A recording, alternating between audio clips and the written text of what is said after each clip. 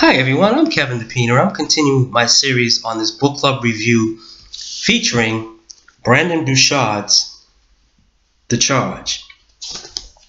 Now in my previous video, my wife pointed out to me that I was making all kinds of facial expressions, and I was telling her due to this cold, I was really suppressing the urges to cough and sneeze, and I just didn't want to mess up the video. And if you watch that video, maybe for the first time seeing me, you probably thought, oh my God, this is the first network marketing crackhead. I don't know. But sometimes you have to laugh and joke about yourself because you always want to be able to maintain a positive outlook on life, even when you're going through the obstacles and challenges of day-to-day living. But let's get to the book, because chapter 3 is really interesting, the Drive for Competence. And Brendon starts off by saying that he was meeting with this really highly accomplished, skilled woman. I mean, she was just really successful, but she had hit this massive roadblock in her career where she felt she wasn't learning anymore. She lost the confidence in her skills and abilities. She just felt that she was stupid.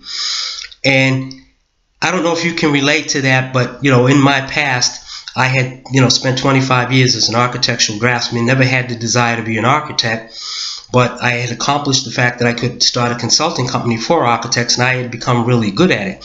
But then due to the up and down of the industry, I had to make a career change and go back to school.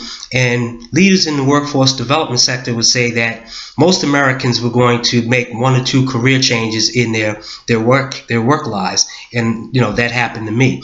So I go and get this degree, and I'm not really using the skills right now that I learned, but I ended up coming out and I started doing work for Neighborhood Community Development Corporation, setting up business development and workforce development strategies to get funding and stuff to help low-income community residents and stuff. But the swagger that I had as a draftsperson didn't carry over into doing the new skills that I learned. And though I was happy, I was stretching myself, I just really didn't have that same confidence. I had kind of become gun shy. I just was a little reluctant to try to do stuff. I was a little more fearful for the first couple of years. I finally settled down and got really good at doing that too.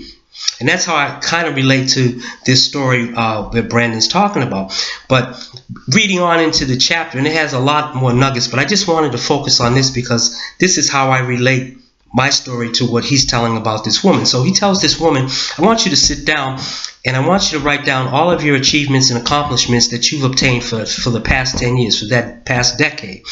So she does it, and she's telling him in a letter, it was really painful. It's just a real arduous and tough assignment to do this, but something triggered her. What ended up happening was that she was able to integrate the successes that she had achieved into her mind.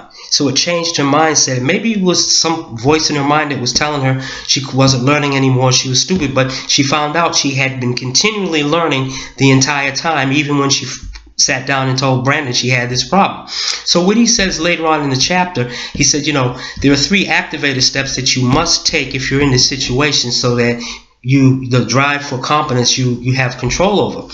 And he said the first step is assess and direct your desire to learn. You can't come up with any more excuses. It's too hard. I don't have the time. The second activator step is set up a real challenge plan for success. Get a coach, somebody who can observe your your progress, and you can be accountable for. And then the third step, integrate successes into your identity, acknowledging daily progress. And that's what that process was for her. She was able, like I said, to integrate that success into her mind. Now, if I said anything that has been of any value to you at all, don't be afraid. Please message me on Facebook or click the link below or above this video so that you can get in touch with me, because I'm willing to help you, especially if you're struggling with having the confidence in your skill sets and abilities, or any other problem that you may have. And you can also learn more about me and my business. If you subscribe to my YouTube channel on youtube.com, you will get notifications of my upcoming uploads of videos. As always, peace and love, and I look forward to talking to you for Chapter 4, Drive for Congruence.